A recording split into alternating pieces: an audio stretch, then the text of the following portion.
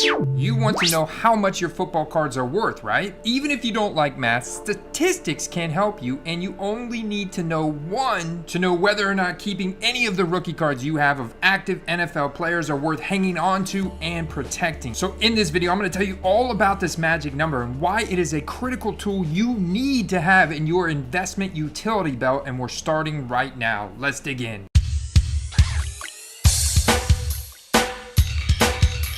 Welcome to the Football Card Quest. If this is your first time here and you want to learn how to find the value of your football cards, sell football cards, and all other tons of really cool sports card stuff, make sure you hit that subscribe button, that bell notification icon so you don't miss anything.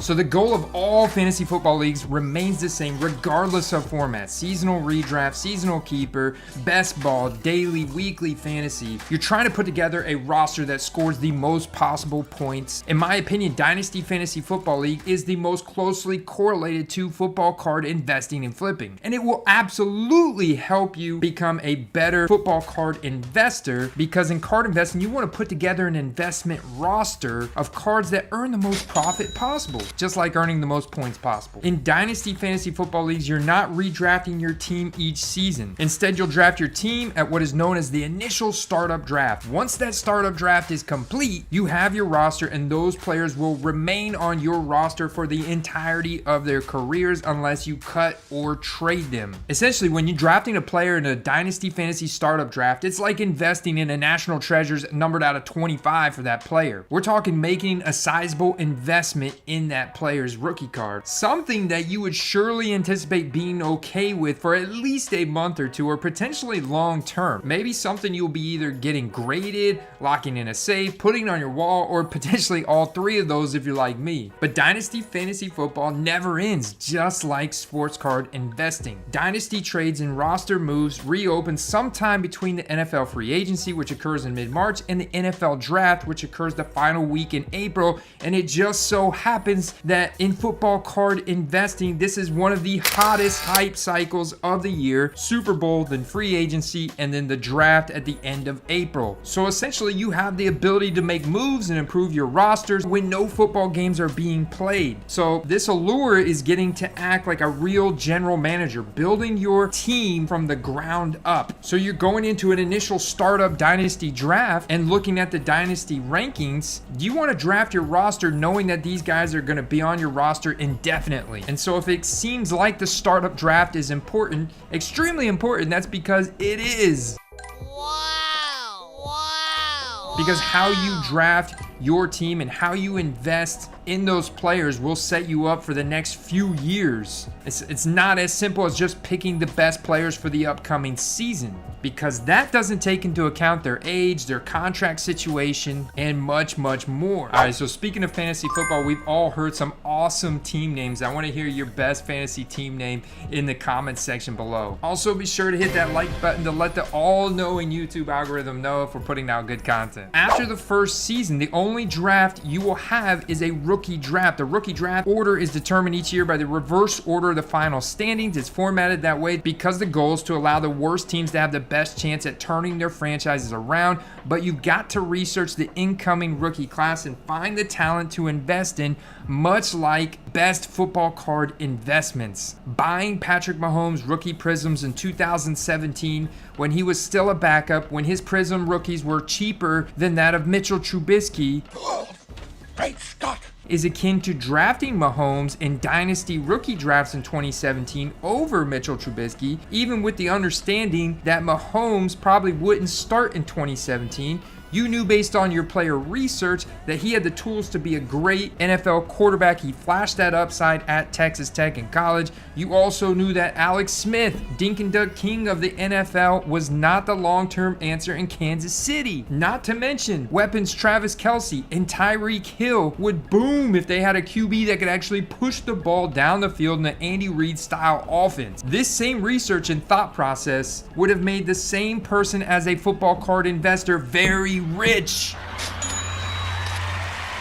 So the same can be said for Josh Allen in 2018. The same can be said for Justin Herbert early in the 2020 season. So these same rookie draft principles, these same dynasty draft position or dynasty ranking principles apply to the skill positions as well. It's why you should all have been buying Jonathan Taylor in 2020 while selling Christian McCaffrey. It's why right now you should be selling Derrick Henry and Dalvin Cook cards at their peak to buy Javonte Williams, AJ Dillon, and Michael Carter rookie cards. In Dynasty, you don't want to be left holding the bag on an aging running back that falls off a cliff in production in the next year because they're now 28, 29 years old, or at least in cards, you have that physical card you can stash in your personal collection. But what's so cool is that just like in Dynasty formats, and the hobby, you can always do something. So if your team and your card portfolio is good, then you get to win this season, or you get to sell cards now for massive profits. However, even if your team and your card portfolio is bad, you can start to look forward to the future. You can make pickups during the season because one of, if not the best, times to buy low on football cards is mid-October through early December, and this happens to be one of, if not the best times to go ahead and trade for players having a down season in Dynasty. And so this is geared towards stashing players that might increase in value during the off season for one reason or another. It's the same reason why you were trying to acquire Allen Robinson in October of last year, because now he's actually got a good quarterback for the first time in his career, and he's still at the peak performance apex for wide receivers. So to recap, to make sure you understand which is the one stat, the barometer in which you can gauge quickly the value of the player's card that you're holding, and that is the ADP or average draft position, because that is based on the ranking that they are in Dynasty startup drafts. When you look at the draft board, the ADP is the average position that they're going. That's the demand of players in these high stakes, thousands of dollars on the line, Dynasty startup fantasy drafts where the implications, the investment level is super high. So as they move up and down draft boards, that is giving you an idea of their demand from these experts in Dynasty fantasy football leagues. They move up the draft board, the demand increases for that player because of an increased expectation in production and output, which therefore is the same predictive marker that drives demand for a player's rookie card throughout the season when they have those big games. So you can see how this singular stat, this singular statistic of ADP is directly correlated with that of demand for a rookie card. Now we're going to talk about where Dynasty does differ from football card investing, because there's some key components that Dynasty rankings and Dynasty ADP does not take into account that football card investing does when you're doing it right.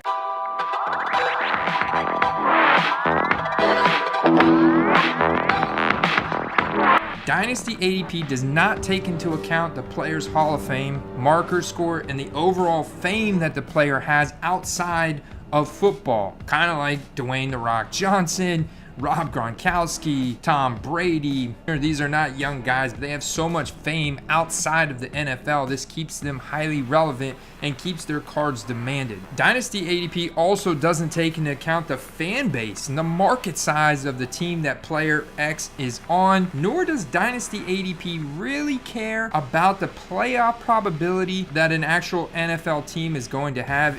They're more focused on the offensive production. Now, in certain ways, it does incorporate the playoff probability, because the more explosive of an offense, the more chances are they're going to put up more points. If the better the defense is, that's going to change the game script a little bit for certain teams. And so that definitely plays a role, but not as big of one as opportunity, age, contract situation, prior college production metrics, prior NFL production metrics. Efficiency metrics are very big, obviously. So Dynasty does answer the question from an age, opportunity, efficiency, contract, and production standpoint.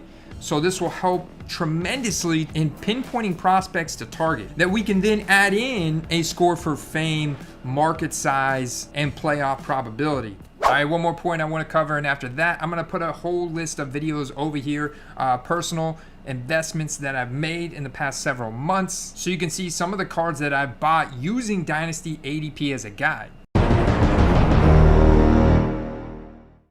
Then the final step is you got to correlate all of that out with a comparable card for each of those players to gauge the price of one of their rare cards. You've got to make that step, man. You got to comp those cards out across that draft class, across comparable players. If they're different years, you've got to use comparable scarcity of cards. You can't use a 2017 Prism with the 2020 base Prism because they're different scarcities, right? You got to use something that's equal scarcity. So try and find a serial numbered out of 99 immaculate for a 2018 guy and a serial numbered out of 99 immaculate for a 2020 guy. Then you can put those two together, or maybe a rookie ticket auto, even if it's not serial numbered, because that card has similar assets, similar brand liquidity and brand reputation. Then you can comp those out against each other. They have a similar number of listings on eBay. Then you can comp those out against each other, even though the players are different draft classes, to get an idea of what the floor and ceiling, we've talked about this before. I linked a video in the description about how to comp. This is very important because you always want to comp. You always want to take that next step further and comp the actual card that you're targeting. So, you know, at the end of the day, it's not an end all be all, but it will point us in the best direction possible, guys. And it'll motivate us to do the work, right? You know, it'll motivate you to pay attention to the right resources and have more fun year round playing Dynasty Fantasy and then parlaying that with football card investing. So who's with me, man? Who's with me? I'd love to hear your thoughts around Dynasty ADP and using that as a marker or a barometer, engaging the value of the player that you have either decided to invest in or the player that you are thinking about investing in. I'll see you in the next video, guys. Peace.